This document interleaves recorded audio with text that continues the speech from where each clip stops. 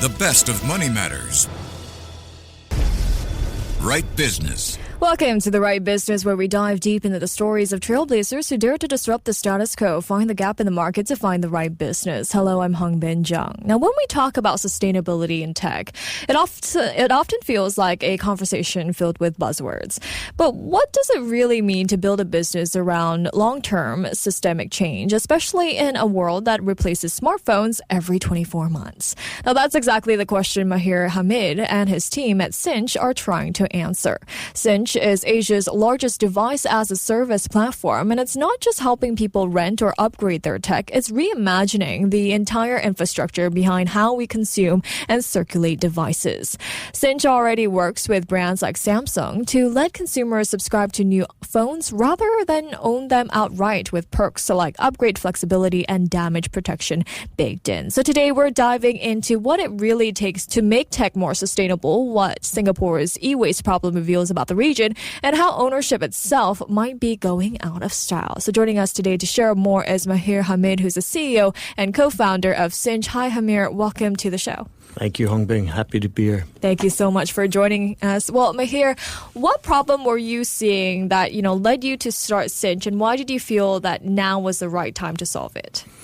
So Cinch is about providing access without waste. And when we think about access, it's about not only financial access, but access to services, to flexibility, convenience. And when we think about waste, it's not just about e-waste. It's about waste of time, waste of productivity. So we're trying to create a smarter solution to consume tech, both for businesses and for consumers. All right. Well, you said that ownership is becoming obsolete. Now, that's a pretty radical claim in consumer tech. Most people don't think twice about buying a phone or a laptop outright. So what's broken about that traditional ownership model that we don't always see? I think at a macro level, e-waste is a major problem globally. 60 million tons of e-waste projected to double over the next 25 years. Just to put it in context, mobile phones, 33 billion mobile phones since the turn of the century. The raw materials in that is enough to power roughly the EV fleet in the US for 10 years. Oh, wow. And only a fraction of that has been sustainably recycled. So can we create a model that is naturally incentivized towards financial return as well as impact? So at a micro level, I think when we think about ownership, it's around some of the key points we're trying to address around financial access and making it affordable for individuals. We believe that productivity devices, laptops, tablets, mobile phones are so critical to our daily lives, and it should be a right, not a privilege, to access the best tech. Definitely. Were there any early signals from enterprises or consumers that told you this device as a service model could actually work here in Asia? Yeah, I think if you look at BNPL, it's sort of a behavioral proxy that actually, people need financing and are open to actually spreading their cash flows to produce these devices. Funny enough about BNPL, when it was introduced in Asia, prices for devices increased. Demand for these skyrocketed and supply was limited. So both in primary, secondary markets, prices increased quite a bit. So when you then reflect on Asia and sort of the maturity of the consumer, maturity of our markets that we're in, you started to see signals that businesses were ready to look at alternative solutions. You started to see also BNPL pull back in a pretty significant way in this product category, and there was a better way to provide affordable access to devices. Right. I believe you're working with Samsung as well to offer devices like the Galaxy S25 on subscription. What does that partnership signal about where the market is heading? I think you're starting to see this model evolve in all parts of the world. Samsung are incredibly forward-thinking organization, and they believe that this is the future of consumerism. It's not just around mobile phones, but they're looking at all product categories, and you're starting to see that not just with Samsung, but with HP, Lenovo, Dell, and other OEM manufacturers to provide a subscription model for these devices, and also enable the infrastructure to deploy it at scale. And you've positioned Cinch as much more than just a hardware leasing platform. It's really an infrastructure layer that handles everything from embedded financing to lifestyle management and subscription OS. So can you walk us through what's actually happening behind the scenes when someone uses Cinch? Subscription and particularly circularity adds layers, right? So we're doing reverse logistics, refurbishment, device grading, redeployment of these, and eventually sustainable recycling. So we've created a entirely end-to-end device lifecycle orchestration layer that does everything from embedded finance, underwriting, to device grading capability, recircularity. And we've partnered with some of the best to sort of distribute this at scale, to enable different parts of this orchestration layer. And we leverage a lot of good technology from ML model AI to enable this for us. From a business point of view as well, how does a circular model like Cinch's, offer better economics in terms of actual margins and ROI? So, as I mentioned, this is an interesting business model where both the financial incentive as well as the impact that we create from it are mutually aligned. So the longer we keep the devices in circulation, the longer we keep it away from e-waste sumps, the more affordable we make devices for consumers and businesses.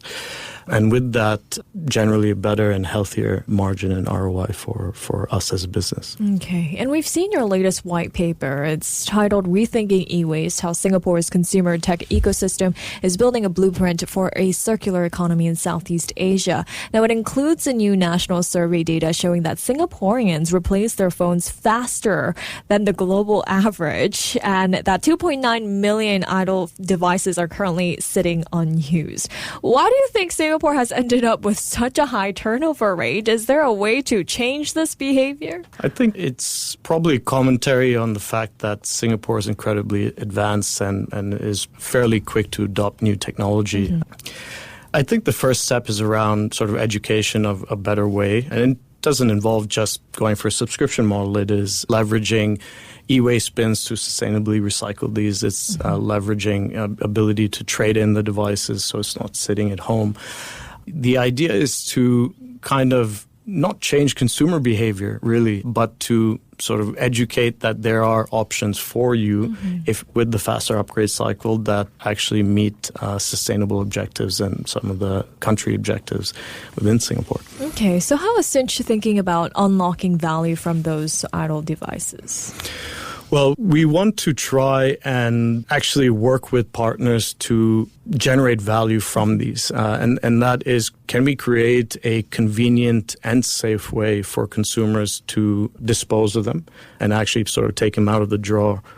And, one person's waste is another person's treasure. Can these be recirculated to people who could need these devices? So we are sort of conceiving ways and working with various partners to try to unlock that value.